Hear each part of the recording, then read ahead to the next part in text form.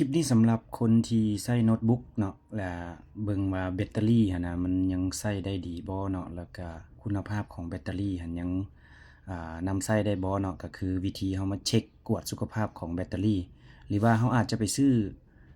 โน้ตบุ๊กใหม่อิหยังเนาะเราก็สามารถกวดเช็กเองได้เนาะด้วยคำสั่งง่ายๆที่ว่าเดี๋ยวสิพิมพ์ไว้ในคอมเมนต์เนาะแล้วก็เฮ็ดไว้ให้เบิ่งตัวนี้แม่นเรามาเบิ่งวิธีนำกันเลยเนาะว่าเราสิกวดเบิ่งแบตเตอรี่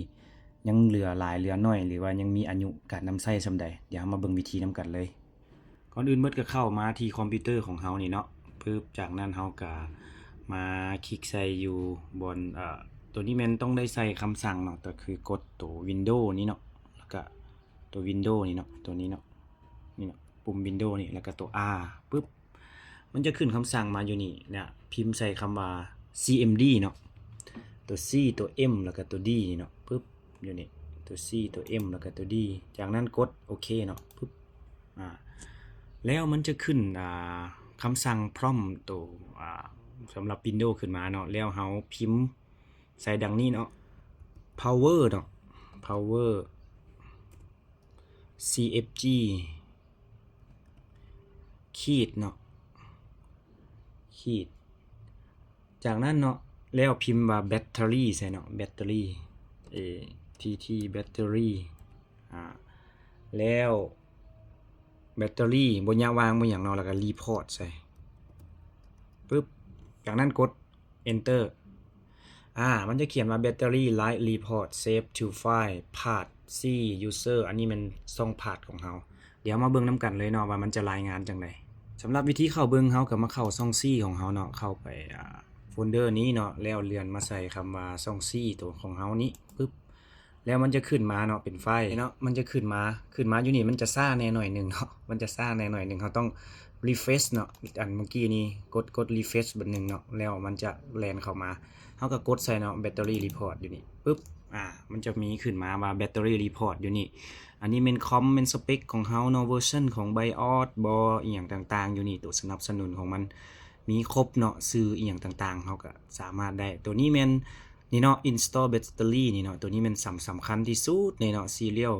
ของแบตเตอรี่เนาะตัวนี้ชื่อที่ว่าเราต้องการที่จะเปลี่ยนแบตเตอรี่เราก็ต้องชื่อตัวนี้นี่เนาะ AC17 A8 อีหยังต่างๆคือตัวนี้เป็นตัวเมนหลักนั่นก็คือว่าแบตเตอรี่ของเรา capacity ของมันนี่